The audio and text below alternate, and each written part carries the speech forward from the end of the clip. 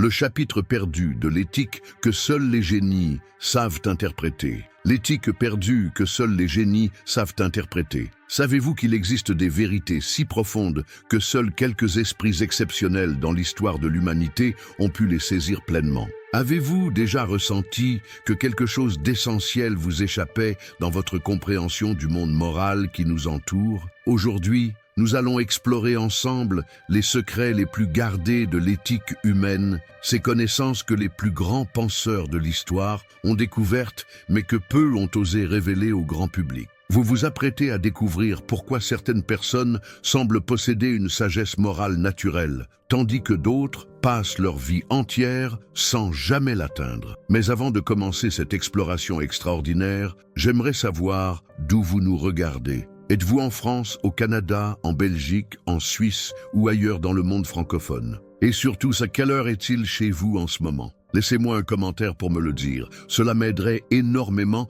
à comprendre notre communauté internationale. Si vous regardez cette vidéo sur votre téléphone portable, n'hésitez pas à la mettre en mode plein écran. Cela m'aide beaucoup dans l'algorithme pour que ce contenu puisse atteindre d'autres personnes qui cherchent ces vérités profondes. Et si vous avez un ami, un proche, quelqu'un qui s'intéresse aux questions philosophiques profondes, partagez-lui cette vidéo. Car ce que vous allez découvrir aujourd'hui pourrait transformer sa compréhension de la réalité morale qui gouverne nos vies. Vous êtes-vous déjà demandé pourquoi les plus grands génies de l'histoire semblaient posséder une compréhension morale si avancée? Pourquoi Léonard de Vinci, Albert Einstein, Marie Curie ou Nelson Mandela semblaient naviguer dans la complexité éthique avec une aisance que le commun des mortels n'arrive pas à atteindre? La réponse se trouve dans des principes éthiques que nous allons découvrir ensemble, des vérités qui ont été préservées et transmises à travers les siècles par ceux qui savaient les reconnaître.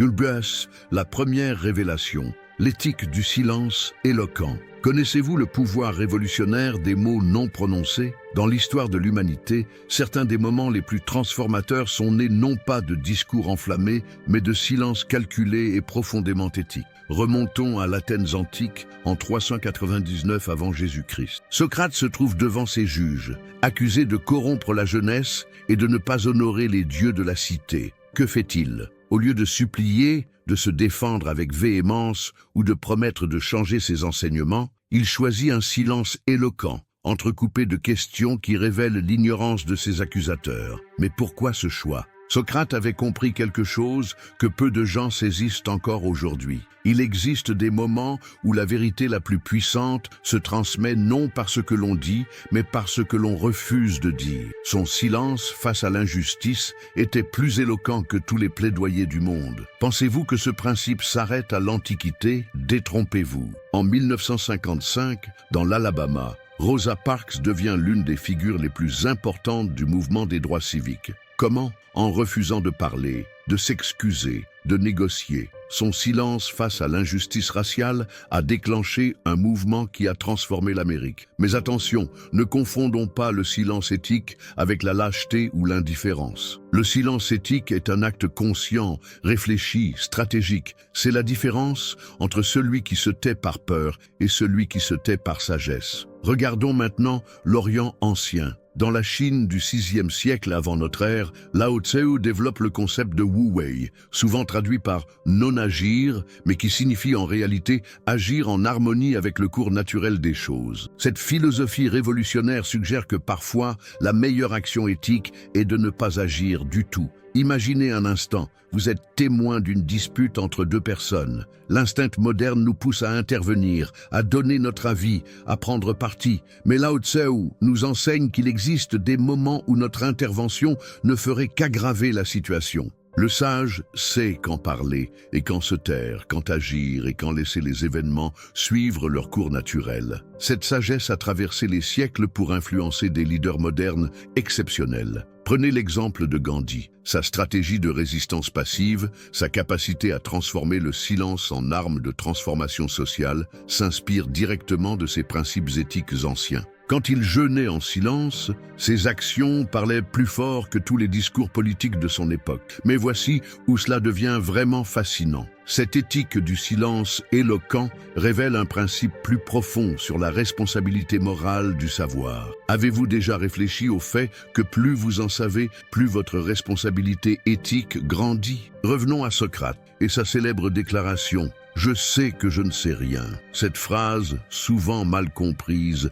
révèle en réalité une sophistication éthique extraordinaire. Socrate ne prétendait pas être ignorant au sens littéral. Il possédait une connaissance approfondie de la philosophie, des mathématiques, de la politique de son époque. Alors pourquoi cette déclaration ? Parce qu'il avait découvert quelque chose de révolutionnaire. Plus on apprend, plus on réalise l'immensité de ce qu'on ignore. Et cette prise de conscience génère une responsabilité éthique particulière, celle d'utiliser son savoir avec humilité et discernement. Cette tradition de la humilité intellectuelle comme fondement éthique se retrouve chez tous les grands penseurs de l'histoire. Isaac Newton, l'un des esprits les plus brillants qui ait jamais existé, écrivait « Je ne sais pas ce que je peux paraître au monde, mais à moi-même, je ne semble avoir été qu'un enfant, jouant sur le rivage, me divertissant à trouver ici et là un caillou plus lisse ou un coquillage plus joli que d'ordinaire,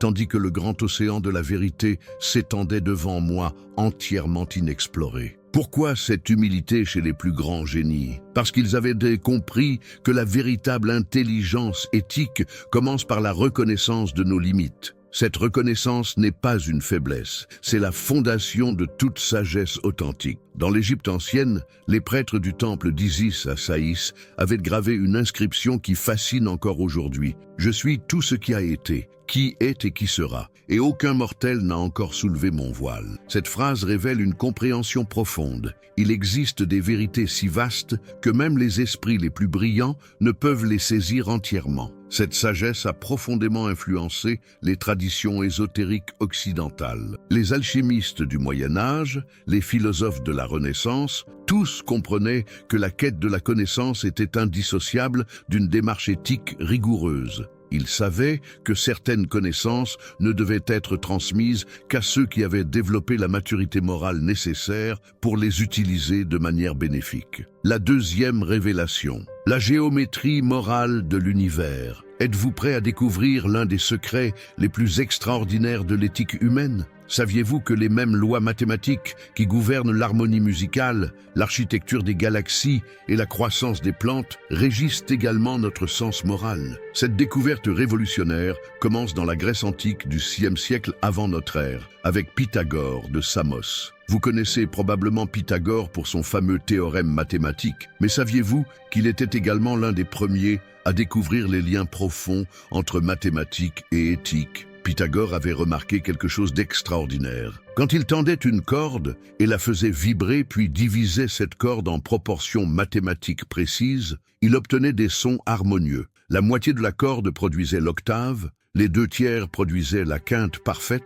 les 3/4 la quarte. Ces rapports mathématiques créaient naturellement de la beauté sonore. Mais voici où son génie éthique se révèle. Pythagore s'est demandé si ces mêmes proportions harmonieuses ne gouvernaient pas également les relations humaines justes. Il a développé la théorie que l'éthique, comme la musique, obéit à des lois mathématiques universelles. La justice serait donc une forme d'harmonie sociale, basée sur des proportions équilibrées entre droit et devoir, liberté et responsabilité. Cette intuition révolutionnaire a traversé les siècles pour influencer les plus grands penseurs de l'humanité. Platon, dans sa République, développe cette idée en expliquant que l'âme juste est comme un instrument de musique parfaitement accordé, où chaque partie joue son rôle dans l'harmonie générale. Mais ce qui est encore plus fascinant, c'est que cette découverte grecque antique se retrouve indépendamment dans d'autres cultures à des milliers de kilomètres et des siècles de distance.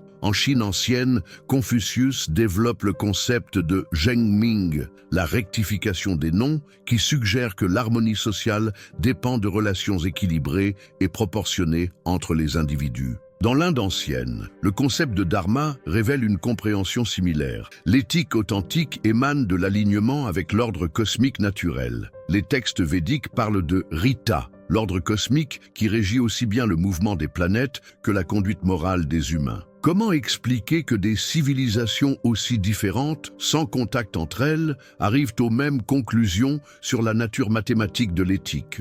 La réponse révèle quelque chose de profondément troublant et merveilleux à la fois. Il existerait des lois morales universelles, inscrites dans la structure même de la réalité. Cette découverte trouve une confirmation extraordinaire dans les recherches modernes. Les anthropologues ont identifié ce qu'ils appellent les universaux moraux, des principes éthiques qui se retrouvent dans toutes les cultures humaines, sans exception. L'interdiction du meurtre arbitraire, l'obligation d'aide aux enfants, le respect des accords, la réciprocité dans les échanges. Ces principes émergent spontanément dans toute société humaine, comme s'ils étaient gravés dans notre nature profonde. Mais voici où cela devient vraiment fascinant. Cette géométrie morale universelle révèle un principe que nous pourrions appeler l'éthique fractale. Avez-vous déjà observé un flocon de neige? Sa beauté vient du fait que la même structure se répète à toutes les échelles. La forme générale se retrouve dans chaque branche. Chaque branche reproduit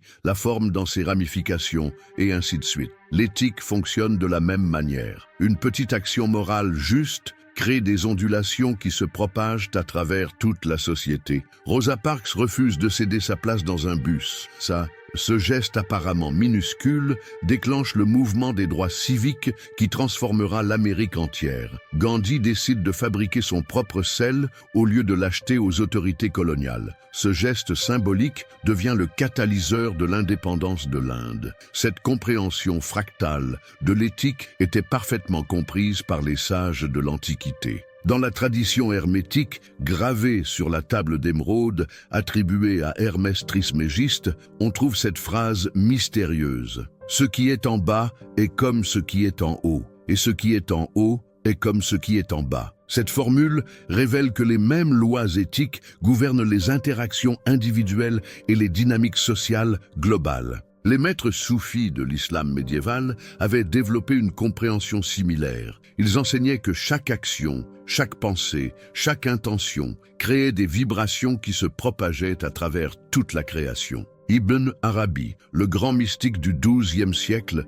expliquait que l'être humain était le miroir parfait du cosmos et que ses actions morales influençaient l'harmonie universelle. Cette sagesse trouve un écho troublant dans les découvertes de la physique moderne. La théorie du chaos démontre mathématiquement comment de petites variations initiales peuvent produire des effets considérables dans des systèmes complexes. L'effet papillon, selon lequel le battement d'ailes d'un papillon au Brésil peut déclencher une tornade au Texas, s'applique également aux actions éthiques. Chaque choix moral que vous faites crée des ondulations dans le tissu de la réalité sociale. Quand vous choisissez d'être honnête dans une situation où la malhonnêteté serait plus facile, vous renforcez l'intégrité de toute la société. Quand vous faites preuve de compassion envers quelqu'un qui souffre, vous augmentez le niveau général d'empathie dans le monde. La troisième révélation.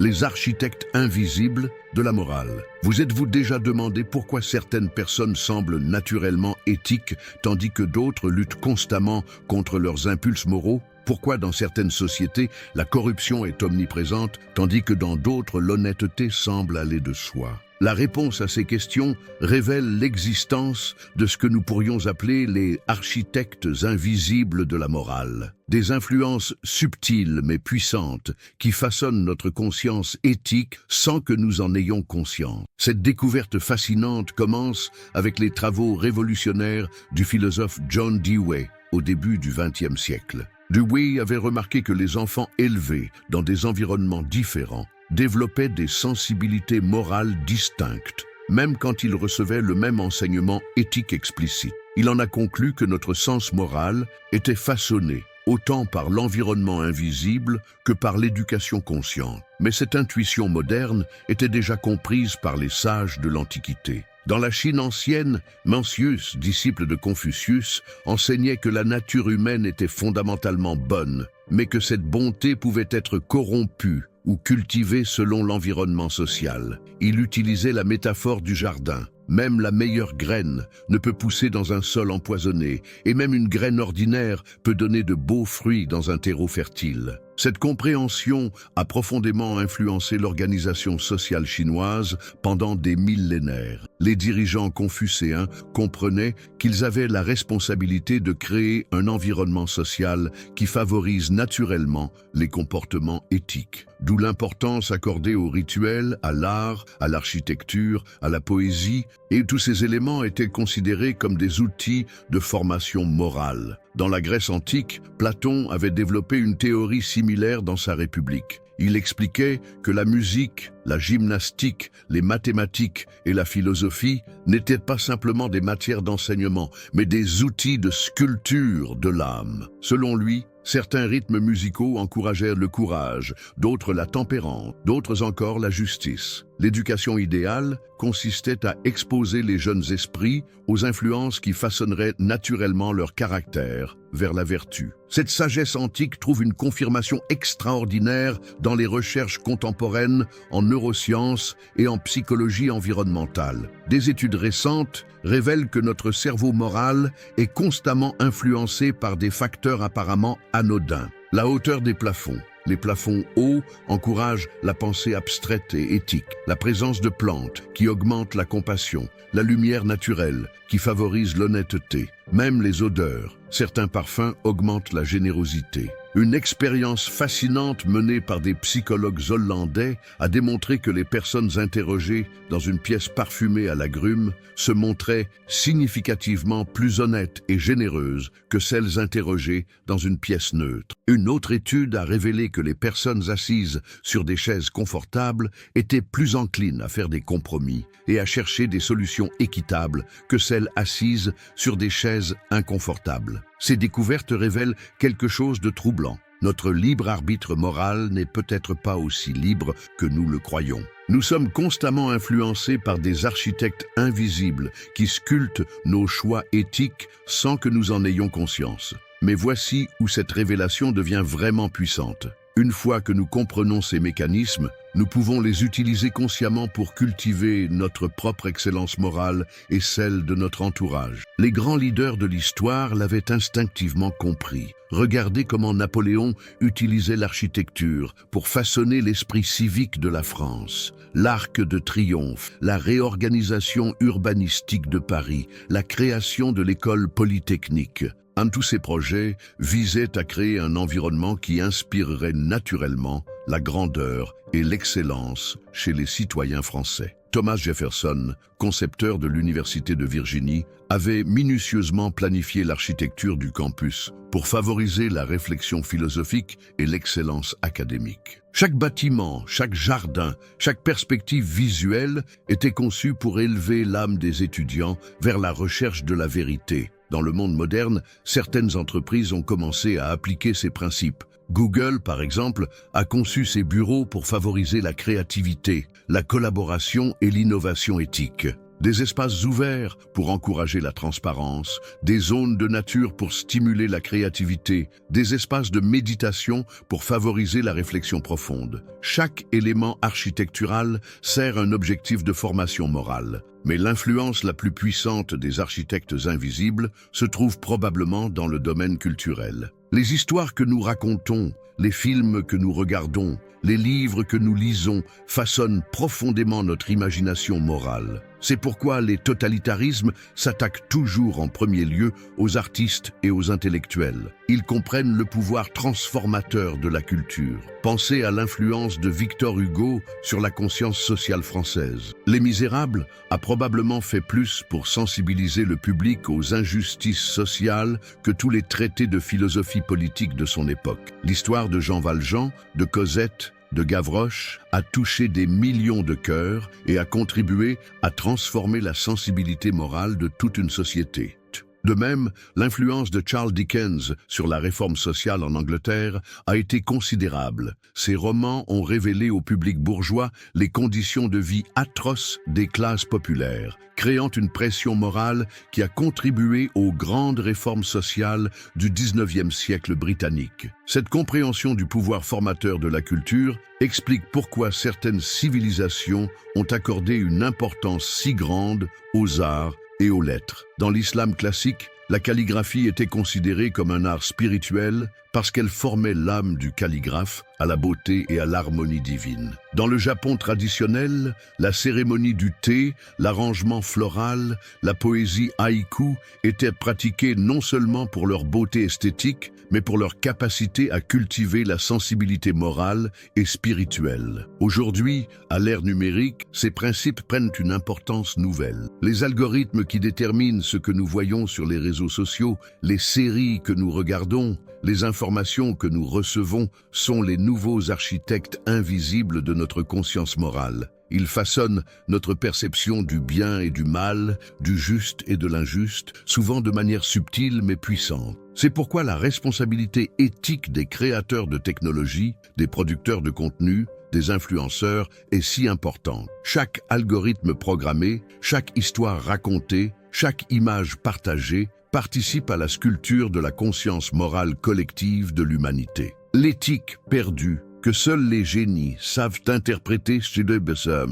Introduction. Savez-vous qu'il existe des vérités si profondes que seuls quelques esprits exceptionnels dans l'histoire de l'humanité ont pu les saisir pleinement? Avez-vous déjà ressenti que quelque chose d'essentiel vous échappait dans votre compréhension du monde moral qui nous entoure? Aujourd'hui, nous allons explorer ensemble les secrets les plus gardés de l'éthique humaine, ces connaissances que les plus grands penseurs de l'histoire ont découvertes, mais que peu ont osé révéler au grand public. Vous vous apprêtez à découvrir pourquoi certaines personnes semblent posséder une sagesse morale naturelle, tandis que d'autres passent leur vie entière sans jamais l'atteindre. Mais avant de commencer cette exploration extraordinaire, j'aimerais savoir d'où vous nous regardez. Êtes-vous en France, au Canada, en Belgique, en Suisse ou ailleurs dans le monde francophone? Et surtout, quelle heure est-il chez vous en ce moment? Laissez-moi un commentaire pour me le dire, cela m'aiderait énormément à comprendre notre communauté internationale. Si vous regardez cette vidéo sur votre téléphone portable,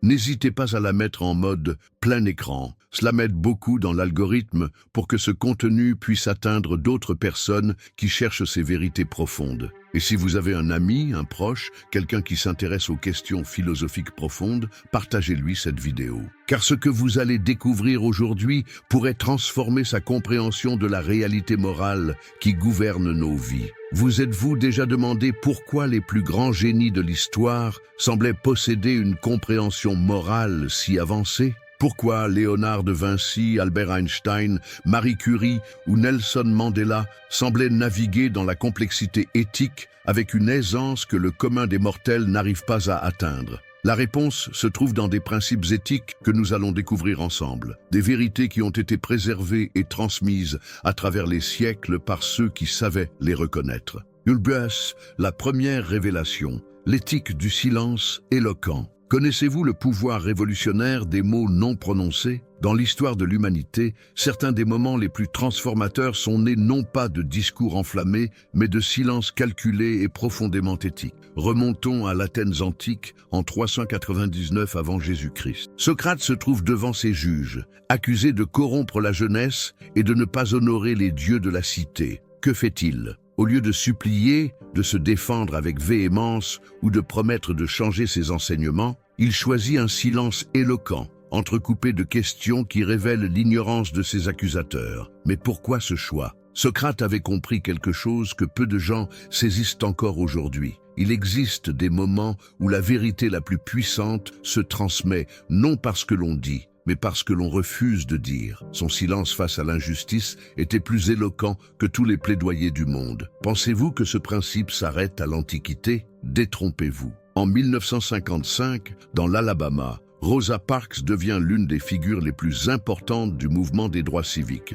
Comment? En refusant de parler, de s'excuser, de négocier. Son silence face à l'injustice raciale a déclenché un mouvement qui a transformé l'Amérique. Mais attention, ne confondons pas le silence éthique avec la lâcheté ou l'indifférence. Le silence éthique est un acte conscient, réfléchi, stratégique. C'est la différence entre celui qui se tait par peur et celui qui se tait par sagesse. Regardons maintenant l'Orient ancien. Dans la Chine du VIe siècle avant notre ère, Lao Tse développe le concept de Wu Wei, souvent traduit par non-agir, mais qui signifie en réalité agir en harmonie avec le cours naturel des choses. Cette philosophie révolutionnaire suggère que parfois, la meilleure action éthique est de ne pas agir du tout. Imaginez un instant, vous êtes témoin d'une dispute entre deux personnes. L'instinct moderne nous pousse à intervenir, à donner notre avis, à prendre parti. Mais Lao Tse nous enseigne qu'il existe des moments où notre intervention ne ferait qu'aggraver la situation. Le sage sait quand parler et quand se taire, quand agir et quand laisser les événements suivre leur cours naturel. Cette sagesse a traversé les siècles pour influencer des leaders modernes exceptionnels. Prenez l'exemple de Gandhi. Sa stratégie de résistance passive, sa capacité à transformer le silence en arme de transformation sociale s'inspire directement de ses principes éthiques anciens. Quand il jeûnait en silence, ses actions parlaient plus fort que tous les discours politiques de son époque. Mais voici où cela devient vraiment fascinant. Cette éthique du silence éloquent révèle un principe plus profond sur la responsabilité morale du savoir. Avez-vous déjà réfléchi au fait que plus vous en savez, plus votre responsabilité éthique grandit? Revenons à Socrate et sa célèbre déclaration. Je sais que je ne sais rien. Cette phrase, souvent mal comprise, révèle en réalité une sophistication éthique extraordinaire. Socrate ne prétendait pas être ignorant au sens littéral. Il possédait une connaissance approfondie de la philosophie, des mathématiques, de la politique de son époque. Alors pourquoi cette déclaration? Parce qu'il avait découvert quelque chose de révolutionnaire. Plus on apprend, plus on réalise l'immensité de ce qu'on ignore. Et cette prise de conscience génère une responsabilité éthique particulière, celle d'utiliser son savoir avec humilité et discernement. Cette tradition de la humilité intellectuelle comme fondement éthique se retrouve chez tous les grands penseurs de l'histoire. Isaac Newton, l'un des esprits les plus brillants qui ait jamais existé, écrivait « Je ne sais pas ce que je peux paraître au monde, mais à moi-même, je ne semble avoir été qu'un enfant, jouant sur le rivage, me divertissant à trouver ici et là un caillou plus lisse ou un coquillage plus joli que d'ordinaire, tandis que le grand océan de la vérité s'étendait devant moi, entièrement inexploré. » Pourquoi cette humilité chez les plus grands génies? Parce qu'ils avaient compris que la véritable intelligence éthique commence par la reconnaissance de nos limites. Cette reconnaissance n'est pas une faiblesse, c'est la fondation de toute sagesse authentique. Dans l'Égypte ancienne, les prêtres du temple d'Isis à Saïs avaient gravé une inscription qui fascine encore aujourd'hui. « Je suis tout ce qui a été, qui est et qui sera, et aucun mortel n'a encore soulevé mon voile. » Cette phrase révèle une compréhension profonde. Il existe des vérités si vastes que même les esprits les plus brillants ne peuvent les saisir entièrement. Cette sagesse a profondément influencé les traditions ésotériques occidentales. Les alchimistes du Moyen Âge, les philosophes de la Renaissance, tous comprenaient que la quête de la connaissance était indissociable d'une démarche éthique rigoureuse. Ils savaient que certaines connaissances ne devaient être transmises qu'à ceux qui avaient développé la maturité morale nécessaire pour les utiliser de manière bénéfique. La deuxième révélation,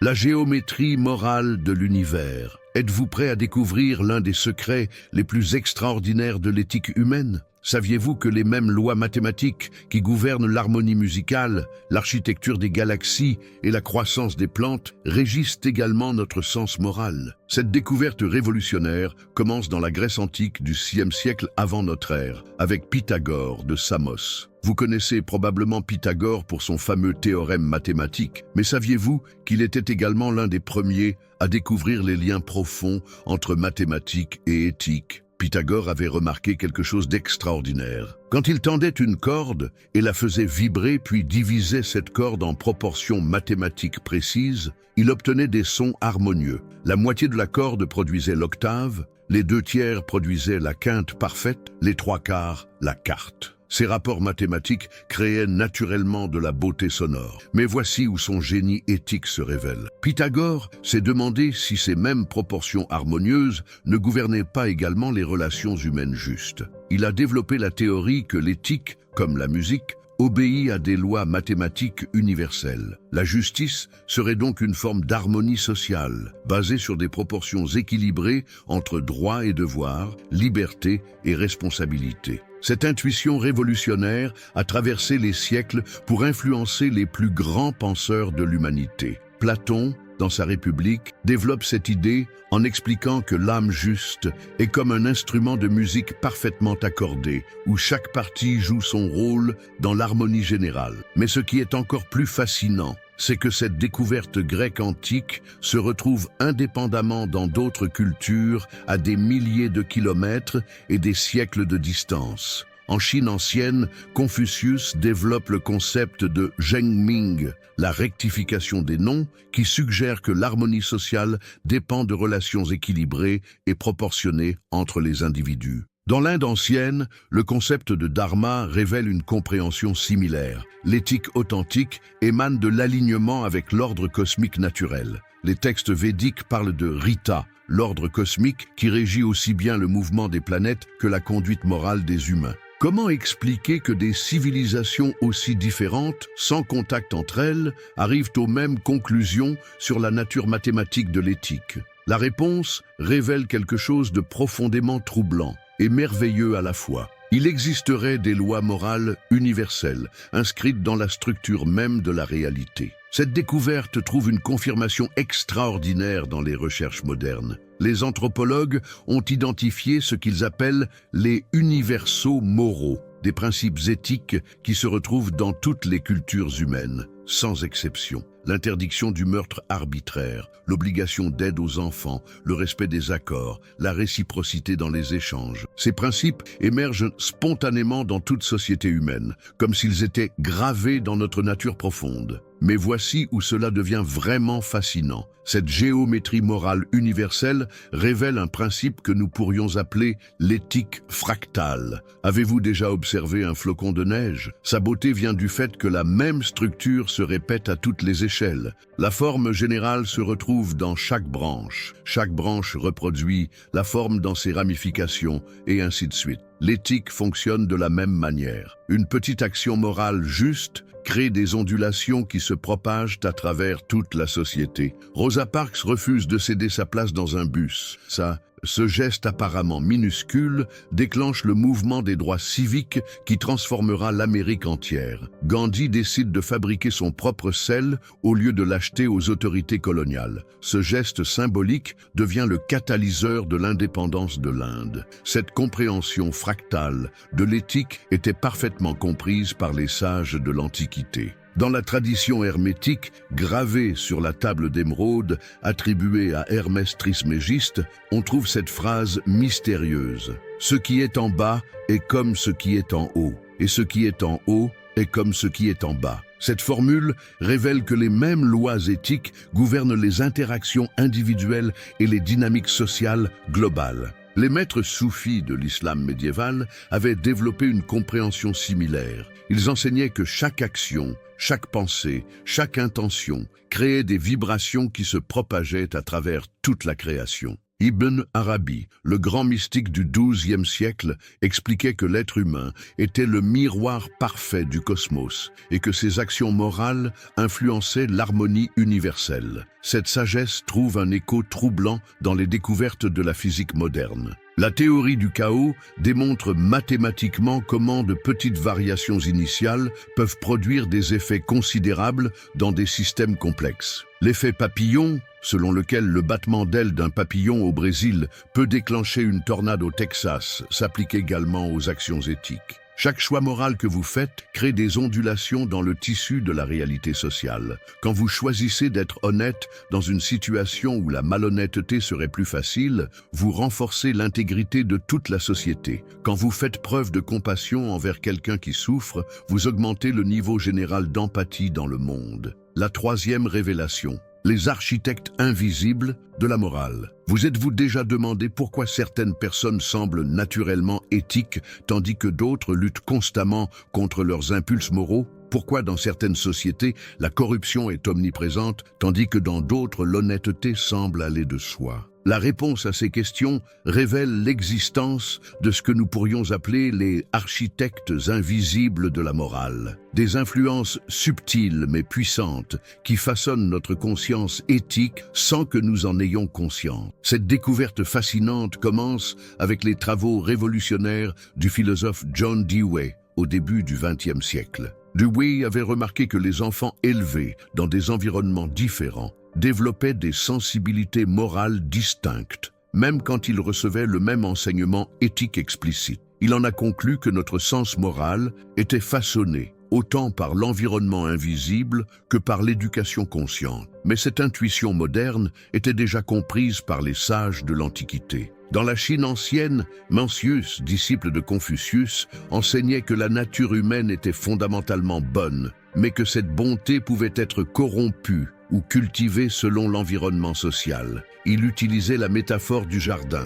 Même la meilleure graine ne peut pousser dans un sol empoisonné, et même une graine ordinaire peut donner de beaux fruits dans un terreau fertile. Cette compréhension a profondément influencé l'organisation sociale chinoise pendant des millénaires. Les dirigeants confucéens comprenaient qu'ils avaient la responsabilité de créer un environnement social qui favorise naturellement les comportements éthiques. D'où l'importance accordée aux rituels, à l'art, à l'architecture, à la poésie, et tous ces éléments étaient considérés comme des outils de formation morale. Dans la Grèce antique, Platon avait développé une théorie similaire dans sa République. Il expliquait que la musique, la gymnastique, les mathématiques et la philosophie n'étaient pas simplement des matières d'enseignement, mais des outils de sculpture de l'âme. Selon lui, certains rythmes musicaux encouragèrent le courage, d'autres la tempérance, d'autres encore la justice. L'éducation idéale consistait à exposer les jeunes esprits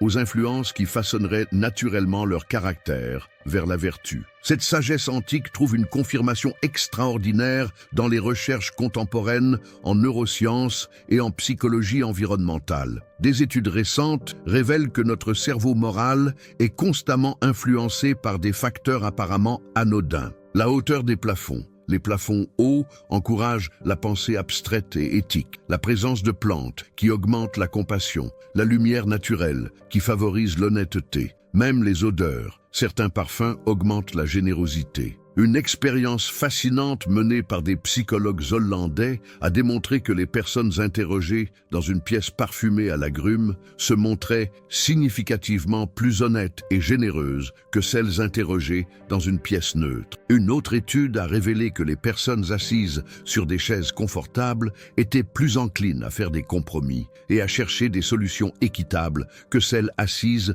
sur des chaises inconfortables. Ces découvertes révèlent quelque chose de troublant. Notre libre arbitre moral n'est peut-être pas aussi libre que nous le croyons. Nous sommes constamment influencés par des architectes invisibles qui sculptent nos choix éthiques sans que nous en ayons conscience. Mais voici où cette révélation devient vraiment puissante. Une fois que nous comprenons ces mécanismes, nous pouvons les utiliser consciemment pour cultiver notre propre excellence morale et celle de notre entourage. Les grands leaders de l'histoire l'avaient instinctivement compris. Regardez comment Napoléon utilisait l'architecture pour façonner l'esprit civique de la France. L'Arc de Triomphe, la réorganisation urbanistique de Paris, la création de l'école polytechnique. Un de tous ces projets visait à créer un environnement qui inspirerait naturellement la grandeur et l'excellence chez les citoyens français. Thomas Jefferson, concepteur de l'Université de Virginie, avait minutieusement planifié l'architecture du campus pour favoriser la réflexion philosophique et l'excellence académique. Chaque bâtiment, chaque jardin, chaque perspective visuelle était conçue pour élever l'âme des étudiants vers la recherche de la vérité. Dans le monde moderne, certaines entreprises ont commencé à appliquer ces principes. Google, par exemple, a conçu ses bureaux pour favoriser la créativité, la collaboration et l'innovation éthique. Des espaces ouverts pour encourager la transparence, des zones de nature pour stimuler la créativité, des espaces de méditation pour favoriser la réflexion profonde. Chaque élément architectural sert un objectif de formation morale. Mais l'influence la plus puissante des architectes invisibles se trouve probablement dans le domaine culturel. Les histoires que nous racontons, les films que nous regardons, les livres que nous lisons façonnent profondément notre imagination morale. C'est pourquoi les totalitarismes s'attaquent toujours en premier lieu aux artistes et aux intellectuels. Ils comprennent le pouvoir transformateur de la culture. Pensez à l'influence de Victor Hugo sur la conscience sociale française. Les Misérables a probablement fait plus pour sensibiliser le public aux injustices sociales que tous les traités de philosophie politique de son époque. L'histoire de Jean Valjean, de Cosette, de Gavroche a touché des millions de cœurs et a contribué à transformer la sensibilité morale de toute une société. De même, l'influence de Charles Dickens sur la réforme sociale en Angleterre a été considérable. Ses romans ont révélé au public bourgeois les conditions de vie atroces des classes populaires, créant une pression morale qui a contribué aux grandes réformes sociales du XIXe siècle britannique. Cette compréhension du pouvoir formateur de la culture explique pourquoi certaines civilisations ont accordé une importance si grande aux arts et aux lettres. Dans l'islam classique, la calligraphie était considérée comme un art spirituel parce qu'elle formait l'âme du calligraphe à la beauté et à l'harmonie divine. Dans le Japon traditionnel, la cérémonie du thé, l'arrangement floral, la poésie haïku étaient pratiquées non seulement pour leur beauté esthétique, mais pour leur capacité à cultiver la sensibilité morale et spirituelle. Aujourd'hui, à l'ère numérique, ces principes prennent une importance nouvelle. Les algorithmes qui déterminent ce que nous voyons sur les réseaux sociaux, les séries que nous regardons, les informations que nous recevons sont les nouveaux architectes invisibles de notre conscience morale. Ils façonnent notre perception du bien et du mal, du juste et de l'injuste, souvent de manière subtile mais puissante. C'est pourquoi la responsabilité éthique des créateurs de technologie, des producteurs de contenu, des influenceurs est si importante. Chaque algorithme programmé, chaque histoire racontée, chaque image partagée participe à la sculpture de la conscience morale collective de l'humanité. Mais attention, avant de continuer cette exploration fascinante, si vous appréciez ces histoires inspirantes qui révèlent les secrets de la grandeur humaine, n'oubliez pas de vous abonner à la chaîne pour ne manquer aucun de ces moments de révélation. Et dites-moi encore une fois, de quel pays nous regardez-vous en ce moment? À quelle heure précise découvrez-vous ces vérités? Vos réponses m'aident énormément à comprendre notre communauté mondiale. Si vous êtes sur votre téléphone portable, n'hésitez pas à mettre cette vidéo en mode plein écran. Cela m'aide beaucoup dans l'algorithme pour que ce contenu puisse toucher d'autres âmes en quête de vérité. La quatrième révélation, l'alchimie de la transformation morale. Savez-vous qu'il existe dans l'histoire de l'humanité des êtres qui ont réussi à transformer complètement leur nature morale? Des personnes qui sont passées de l'obscurité éthique à la lumière la plus pure, démontrant que la transformation morale radicale n'est pas seulement possible, mais qu'elle suit des lois précises, découvertes et préservées par les plus grands sages de tous les temps. Cette révélation extraordinaire nous emmène d'abord dans l'Empire romain du 1er siècle après J.C., avec l'une des transformations morales les plus spectaculaires de l'histoire, celle de Saul de Tarse, qui deviendra l'apôtre Paul. Imaginez un instant, cet homme était l'un des persécuteurs les plus impitoyables des premiers chrétiens. Il assistait aux lapidations, organisait les arrestations,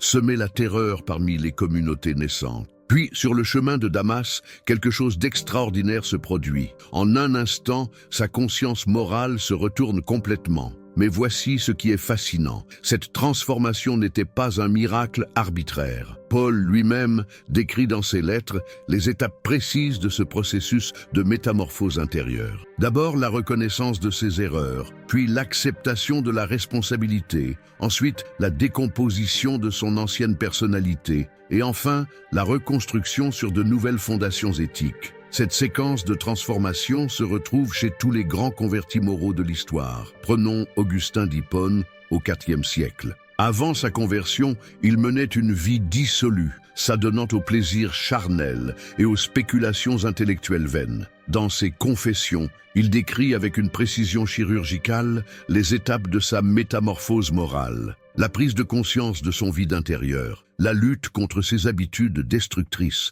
la mort symbolique de son ancien moi et la renaissance en tant qu'être nouveau. Mais pourquoi cette fascination pour la transformation morale? parce qu'elle révèle quelque chose de révolutionnaire sur la nature humaine. Nous ne sommes pas condamnés à rester ce que nous sommes. Contrairement aux animaux qui suivent leurs instincts de manière immuable, l'être humain possède cette capacité extraordinaire de se recréer moralement. Cette découverte était parfaitement comprise dans l'Égypte ancienne, où les prêtres avaient développé des techniques sophistiquées de transformation intérieure. Dans les temples d'Isis et d'Osiris, les initiés suivaient un processus rigoureux de mort et de renaissance symbolique. Ils descendaient littéralement dans des chambres souterraines représentant les enfers, où ils affrontaient leurs peurs les plus profondes et leurs défauts moraux les plus enracinés. Ce processus, appelé Nekiya par les Grecs, était considéré comme essentiel à tout développement éthique authentique. Héraclite, le philosophe d'Éphèse, l'exprimait ainsi: « Le chemin vers le haut et le chemin vers le bas sont un seul et même chemin. Pour s'élever moralement, il faut d'abord descendre dans les profondeurs de soi-même, affronter ses démons intérieurs et opérer une véritable alchimie de l'âme. Cette sagesse antique trouve un écho extraordinaire dans les traditions orientales. Dans le bouddhisme, le processus d'éveil moral suit des étapes précises. D'abord la reconnaissance de la souffrance universelle, puis la compréhension de ses causes. Ensuite, la vision de la possibilité de libération. Et enfin, la pratique du chemin octuple qui mène à la transformation complète de l'être. Siddhartha Gautama lui-même illustre parfaitement ce processus. Prince héritier vivant dans le luxe et l'insouciance, il découvre un jour la vieillesse, la maladie et la mort. Cette confrontation avec la réalité de la condition humaine déclenche en lui une crise morale profonde. Il abandonne tout, royaume, famille, richesse, pour entreprendre une quête spirituelle qui le transformera en Bouddha, l'éveillé. Mais voici ce qui est vraiment fascinant. Cette transformation n'était pas le résultat du hasard ou d'une grâce divine arbitraire. Bouddha lui-même a codifié les lois qui gouvernent la transformation morale. Il a identifié les obstacles précis qui empêchent l'évolution éthique, l'attachement, l'aversion, l'ignorance et les méthodes spécifiques pour les surmonter. Cette approche scientifique de la transformation morale se retrouve également dans l'Inde ancienne, avec la tradition du yoga. Le terme yoga signifie littéralement union ou jug et désigne les techniques qui permettent d'unifier la personnalité fragmentée en un être moral cohérent. Patanjali, dans ses Yoga Sutras du IIe siècle, décrit avec une précision mathématique les 8 étapes de cette transformation. Les restrictions éthiques, les observances positives, les postures physiques, le contrôle du souffle, le retrait des sens, la concentration, la méditation et finalement l'union avec le principe moral universel. Cette tradition a profondément influencé les grands réformateurs moraux de l'histoire moderne. Gandhi, par exemple, s'est directement inspiré de ces enseignements pour développer sa propre méthode de transformation personnelle et sociale. Sa pratique du jeûne, de la méditation, de la non-violence suivait rigoureusement les principes établis par les sages anciens. Mais la tradition occidentale n'est pas en reste. Dans l'Antiquité grecque, l'école stoïcienne avait développé des techniques sophistiquées de transformation morale. Épictète, ancien esclave devenu l'un des plus grands philosophes de son époque, enseignait que la liberté véritable ne dépend pas des circonstances extérieures, mais de notre capacité à transformer notre attitude intérieure face aux événements. Marc Aurèle, empereur romain du IIe siècle, pratiquait quotidiennement des exercices de transformation morale qu'il consignait dans ses Pensées pour moi-même. Chaque matin, il se rappelait ses défauts et ses objectifs d'amélioration. Chaque soir, il examinait ses actions de la journée et identifiait ses progrès ou ses régressions morales. Cette discipline rigoureuse lui permettait de maintenir son intégrité éthique malgré les pressions énormes du pouvoir impérial. Cette tradition stoïcienne a profondément marqué le christianisme naissant. Les pères du désert, ces moines qui se retiraient dans les solitudes égyptiennes et syriennes, ont développé des techniques de transformation spirituelle d'une sophistication extraordinaire. Antoine le Grand, Pacôme, Jean Cassien ont créé de véritables laboratoires de l'âme où ils expérimentaient les lois de la métamorphose morale. Leur découverte était révolutionnaire. Ils ont démontré que la transformation morale suit des étapes prévisibles et peut être accélérée par des pratiques spécifiques. La philokalie, cette science de l'amour de la beauté spirituelle, codifiait ses découvertes en méthodes précises transmises de maître à disciple. Au Moyen Âge, cette tradition se perpétue avec les grands mystiques comme Maître Eckhart, Jean Toller, Henri Suzeau. Ils développent une véritable chimie de l'âme, décrivant avec précision les processus de purification, d'illumination et d'union qui transforment l'être humain ordinaire en géant moral. Mais c'est peut-être dans la tradition alchimique que cette science de la transformation trouve son expression la plus achevée. Contrairement à l'idée populaire, l'alchimie n'était pas principalement une tentative de transformer les métaux vils en or. C'était avant tout une science de la transformation de l'être humain imparfait en être moralement parfait. Nicolas Flamel, le célèbre alchimiste parisien du XIVe siècle, décrivait cette transformation comme un processus en plusieurs étapes. D'abord l'œuvre au noir, où l'adepte doit affronter et dissoudre ses défauts moraux, puis l'œuvre au blanc, où il purifie et clarifie sa conscience.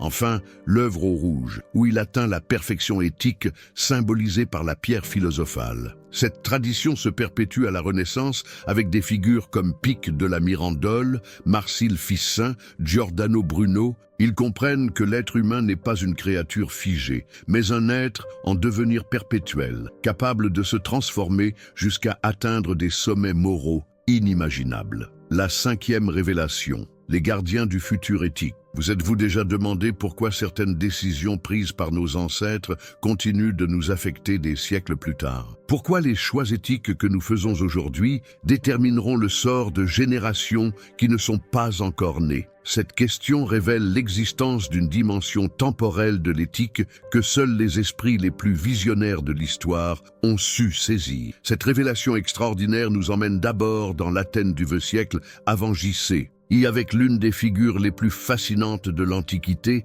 Périclès. Quand il entreprend la reconstruction de l'Acropole après les destructions des guerres médiques, ses contemporains l'accusent de gaspiller l'argent public dans des projets grandioses. Pourquoi construire des temples si coûteux quand la cité a des besoins plus pressants? La réponse de Périclès révèle une compréhension prophétique de l'éthique temporelle. Nous construisons pour l'éternité. Ces monuments inspireront les générations futures et leur rappelleront ce dont l'esprit humain est capable quand il vise l'excellence. 25 siècles plus tard, le Parthénon continue d'inspirer l'humanité entière, justifiant la vision de Périclès. Cette conscience de la responsabilité intergénérationnelle se retrouve dans toutes les grandes civilisations. Dans l'Égypte pharaonique, les souverains ne construisaient pas seulement pour leur règne, mais pour l'éternité. Les pyramides, les temples, les tombeaux étaient conçus pour traverser les millénaires et transmettre aux générations futures les valeurs de justice, d'ordre et d'harmonie cosmique. Mais c'est peut-être dans la tradition hébraïque que cette éthique intergénérationnelle trouve son expression la plus pure. Le concept de l'Olam Haba, le monde à venir, place chaque action humaine dans une perspective d'éternité. Chaque geste moral ne concerne pas seulement l'individu qui l'accomplit, mais toute la chaîne des générations à venir. Cette vision révolutionnaire trouve son accomplissement dans la figure extraordinaire de Moïse. Quand il reçoit la loi sur le mont Sinaï, il ne la reçoit pas seulement pour sa génération, mais pour vous et pour vos enfants, après vous, à perpétuité. Cette conscience que les choix éthiques d'aujourd'hui déterminent le destin moral de l'humanité future transforme complètement la nature de nos responsabilités. Cette sagesse hébraïque influence profondément le développement du christianisme. Saint Paul, dans ses lettres, développe une théologie de l'histoire où chaque action humaine participe à la construction du corps mystique de l'humanité rachetée. Nos choix moraux individuels contribuent à l'édification d'une communauté spirituelle qui transcende les générations. Cette vision trouve un développement extraordinaire au Moyen Âge avec les bâtisseurs de cathédrales. Ces hommes et ces femmes consacraient leur vie entière à des projets qu'ils savaient ne jamais voir achevés. Les cathédrales gothiques demandèrent parfois plusieurs siècles de construction. Pourquoi cette abnégation? Parce qu'ils avaient compris que certaines œuvres dépassent la durée d'une vie humaine et demandent une vision éthique qui embrasse l'éternité. L'architecte de Notre-Dame de Paris, dont nous ne connaissons même pas le nom, a travaillé pour des générations qu'il ne verrait jamais. Chaque pierre taillée, chaque voûte calculée, chaque vitrail conçu était un acte de foi en l'avenir de l'humanité. Ces anonymes génies de la pierre étaient de véritables gardiens du futur éthique. Cette tradition se perpétue à la Renaissance, avec des visionnaires comme Léonard de Vinci. Ces carnets regorgent d'inventions qui ne seront réalisées que des siècles plus tard.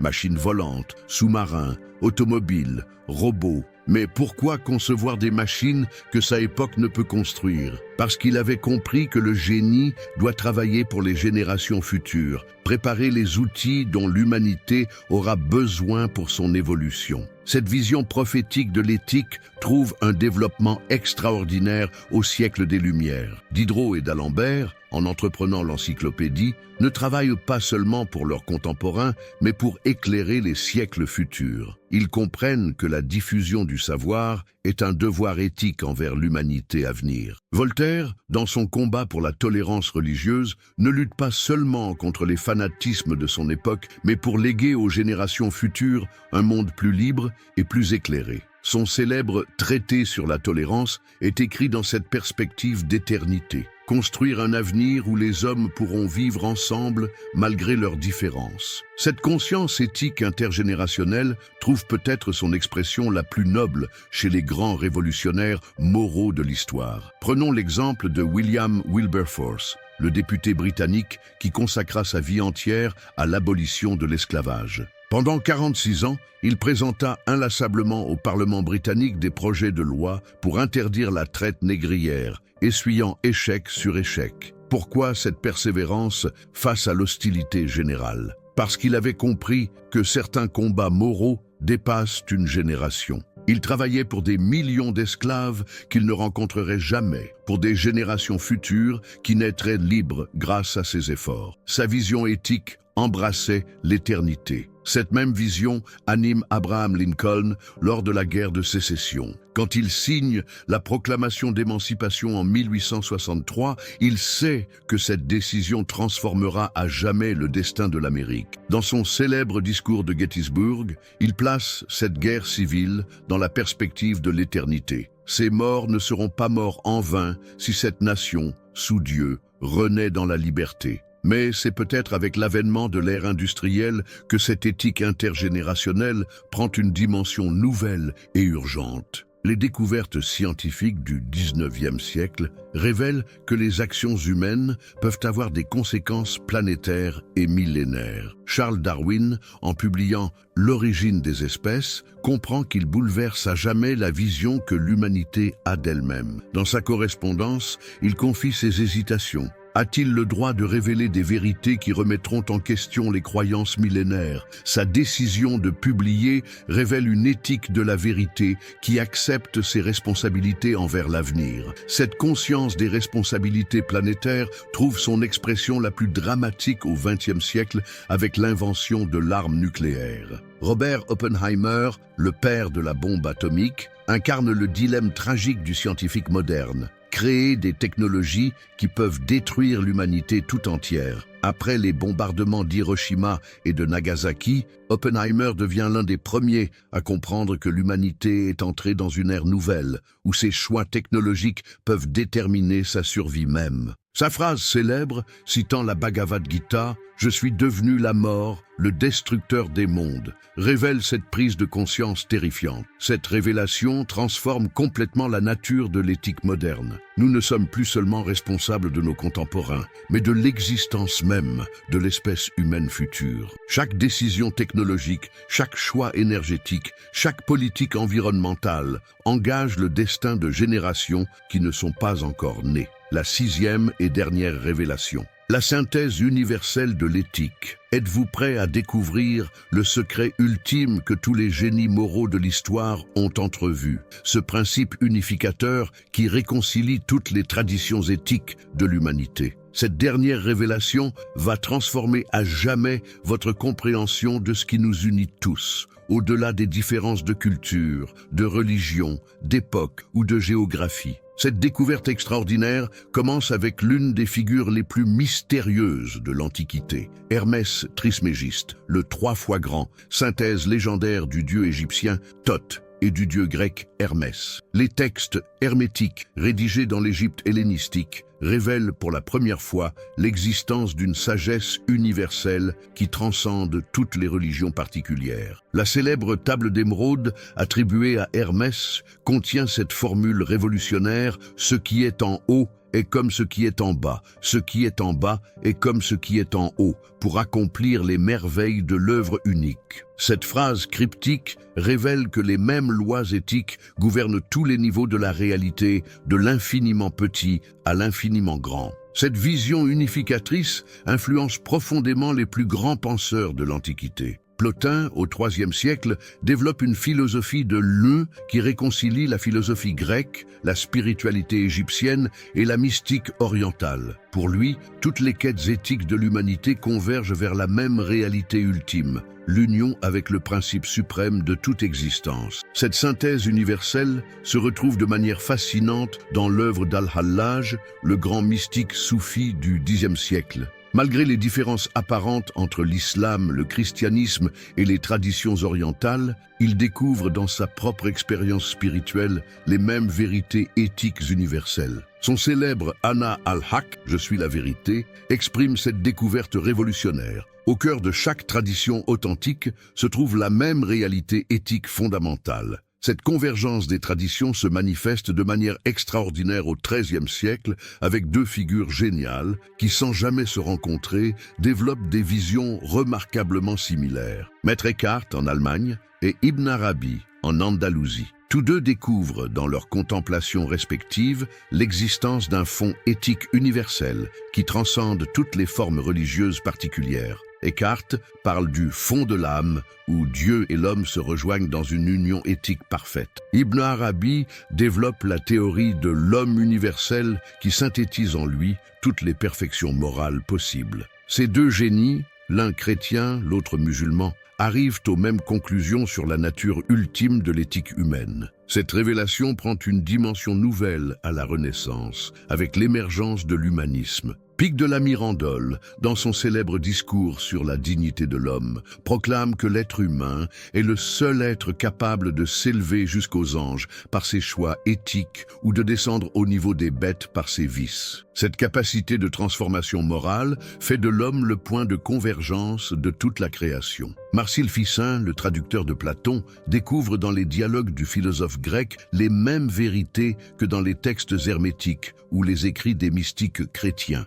Il comprend que la philosophia perennis, la philosophie éternelle, court comme un fil d'or à travers toutes les traditions authentiques de l'humanité. Cette vision universaliste trouve un développement extraordinaire au siècle des Lumières. Voltaire, malgré ses critiques des religions organisées, reconnaît l'existence d'une morale naturelle universelle qui se retrouve chez tous les peuples. Dans son traité de métaphysique, il écrit « Il semble que Dieu ait donné aux hommes quelques principes de justice gravés dans tous les cœurs. » Kant, le génie de Königsberg, systématise cette découverte dans sa critique de la raison pratique. Son impératif catégorique agit uniquement d'après la maxime qui fait que tu peux vouloir, en même temps qu'elle devienne une loi universelle, révèle l'existence d'une structure éthique universelle de la raison humaine. Cette révélation kantienne influence profondément le développement de la philosophie moderne. Hegel comprend que l'histoire humaine tout entière peut être lue comme le déploiement progressif de cette conscience éthique universelle. Chaque époque, chaque civilisation apporte sa contribution à cette révélation progressive de l'éthique absolue. Mais c'est peut-être au XXe siècle que cette synthèse universelle trouve ses expressions les plus puissantes. Gandhi, nourri à la fois par la tradition hindoue, les évangiles chrétiens et la philosophie occidentale moderne, découvre dans sa propre pratique l'existence de principes éthiques qui transcendent toutes les religions particulières. Sa méthode de la non-violence, la satyagraha, synthèse la notion hindoue d'ahimsa, l'enseignement chrétien du tendre l'autre joue et les idéaux démocratiques occidentaux. Gandhi démontre par sa vie même que les plus hautes vérités éthiques sont universelles et peuvent être pratiquées par tous, indépendamment de leur origine culturelle. Cette synthèse universelle trouve un écho extraordinaire chez Martin Luther King Jr., nourri par la tradition chrétienne afro-américaine, influencé par Gandhi et la philosophie de la non-violence. Inspiré par les idéaux démocratiques américains, King crée un mouvement qui transcende toutes les barrières culturelles et religieuses. Son célèbre « I have a dream » révèle cette vision éthique universelle, un monde où les êtres humains sont jugés non sur la couleur de leur peau, mais sur la qualité de leur caractère. Cette vision, enracinée dans la tradition chrétienne, trouve un écho universel, parce qu'elle exprime des aspirations morales présentes dans tous les cœurs humains. Cette convergence universelle de l'éthique trouve aujourd'hui une confirmation extraordinaire dans les recherches scientifiques modernes. Les neurosciences révèlent l'existence de structures cérébrales universelles qui sous-tendent notre sens moral. Les anthropologues découvrent des universaux éthiques présents dans toutes les cultures humaines. La psychologie évolutionniste démontre que notre capacité morale s'enracine dans notre nature biologique la plus profonde. L'empathie, le sens de la justice, l'altruisme ne sont pas des constructions culturelles arbitraires, mais des dispositions universelles de l'espèce humaine. Cette découverte scientifique rejoint de manière fascinante les intuitions des plus grands sages de l'histoire. Ce qu'ils avaient entrevu par la contemplation et l'expérience spirituelle, la science moderne le confirme par l'expérimentation et l'observation. Il existe bien une nature éthique universelle de l'humanité. Aujourd'hui, à l'ère de la mondialisation et de l'interconnexion planétaire, cette synthèse éthique universelle devient plus nécessaire que jamais. Les défis auxquels l'humanité fait face, changement climatique, inégalités, conflits, développement technologique, ne peuvent être résolus que par une coopération fondée sur des valeurs morales partagées. C'est pourquoi la découverte de cette éthique universelle n'est pas simplement un exercice intellectuel, mais une nécessité vitale pour l'avenir de notre espèce. Nous devons apprendre à reconnaître, au-delà de nos différences superficielles, cette unité éthique profonde qui fait de nous une seule famille humaine. Cette révélation finale transforme complètement notre compréhension de nous-mêmes et de notre place dans l'univers. Nous ne sommes pas des êtres isolés, perdus dans un cosmos indifférent, mais des participants conscients à une aventure éthique cosmique qui nous dépasse infiniment. Si vous aimez les histoires inspirantes qui transforment votre vision du monde, n'oubliez pas de vous abonner à la chaîne pour ne rater aucun moment extraordinaire. Et dites-moi dans les commentaires, de quel pays regardez-vous cette vidéo et à quelle heure? J'adore savoir d'où viennent nos âmes curieuses à travers le monde. Si vous regardez sur votre téléphone, un petit pouce en l'air aide énormément à faire découvrir ce contenu à plus de personnes. Cela ne prend qu'une seconde, mais fait toute la différence. Nous voici arrivés au terme d'un voyage extraordinaire à travers les mystères les plus profonds de l'éthique humaine.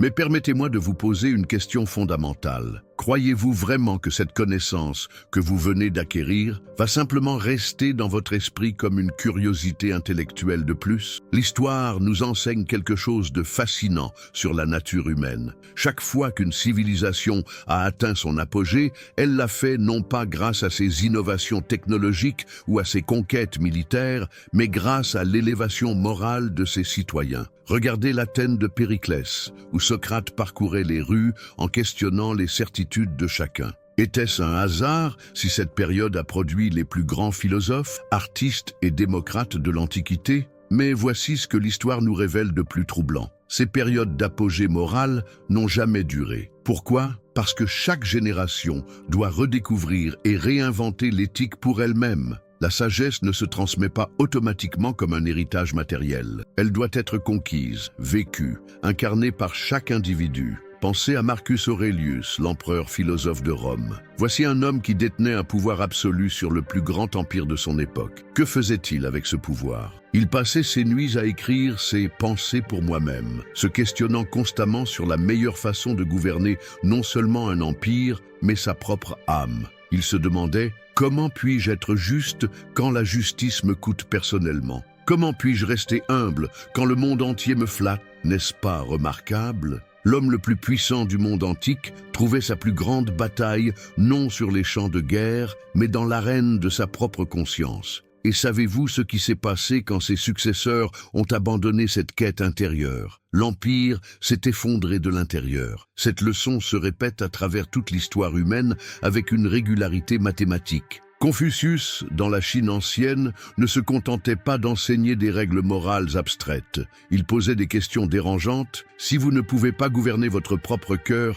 comment osez-vous prétendre gouverner une famille? Si vous ne pouvez pas harmoniser une famille, comment pouvez-vous servir une nation? Et que dire de Gandhi? Voici un homme frêle qui a fait trembler l'Empire britannique sans lever une seule arme. Comment? En posant une question simple mais révolutionnaire, comment puis-je demander au monde de changer si je ne suis pas prêt à me transformer moi-même? Il a passé sa vie à incarner le changement qu'il voulait voir dans le monde. Mais l'histoire nous réserve aussi des leçons plus sombres. Combien de civilisations brillantes ont sombré parce que leurs citoyens ont cessé de se poser les bonnes questions? L'Allemagne de Weimar était l'une des sociétés les plus cultivées et sophistiquées de son époque. Comment a-t-elle pu basculer dans la barbarie en quelques années seulement? Parce que trop de gens ont cessé de se demander « Quelle est ma responsabilité personnelle dans ce qui arrive à ma société ?» Voici ce que l'histoire nous enseigne de plus précieux. Les moments de transformation éthique ne viennent jamais des institutions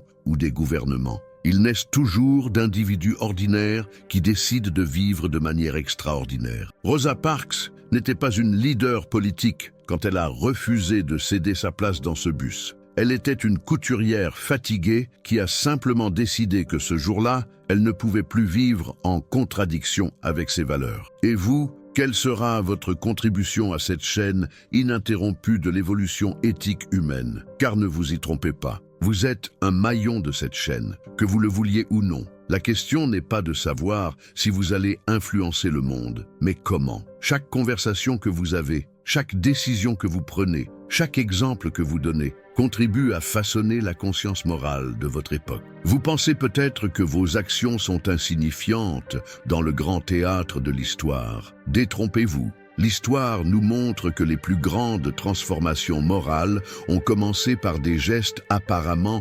minuscules. Un moine inconnu nommé Martin Luther qui cloue 95 thèses sur une porte d'église. Une jeune fille de Domrémy qui entend des voix et convainc un roi. Un avocat timide en Afrique du Sud qui se fait jeter d'un train et décide que l'humiliation s'arrête là. Aujourd'hui, nous vivons à une époque unique dans l'histoire humaine. Pour la première fois, nous avons les outils pour communiquer instantanément avec l'humanité entière. Pour la première fois, nous avons accès à la sagesse cumulative de toutes les civilisations qui nous ont précédés. Pour la première fois, nous pouvons mesurer l'impact de nos actions sur la planète entière. Mais avec ce pouvoir vient une responsabilité sans précédent. Nos ancêtres pouvaient se contenter de vivre éthiquement dans leur village ou leur tribu. Nous devons apprendre à vivre éthiquement à l'échelle planétaire. Nos choix de consommation affectent des ouvriers à l'autre bout du monde. Nos votes influencent le climat que nos arrière-petits-enfants hériteront. Nos publications sur les réseaux sociaux peuvent propager la vérité ou la désinformation à des millions de personnes. Cette interconnexion globale n'est pas seulement un défi technique ou économique. C'est le plus grand défi éthique que l'humanité ait jamais affronté. Et comme tous les grands défis éthiques de l'histoire, il ne sera relevé que par des individus qui décident de prendre leurs responsabilités au sérieux. Alors, je vous le demande, quelle est votre réponse à ce défi? Allez-vous faire partie de ceux qui subissent l'histoire ou de ceux qui la façonnent? Allez-vous vous contenter de consommer passivement le contenu sur l'éthique ou allez-vous devenir un créateur actif d'un monde plus éthique? L'éthique véritable n'est pas une discipline académique que l'on étudie dans les livres, c'est un art de vivre que l'on pratique chaque jour, dans chaque interaction, dans chaque choix, si petit soit-il. C'est la différence entre connaître le prix de tout et la valeur de rien, ou comprendre que chaque moment de notre existence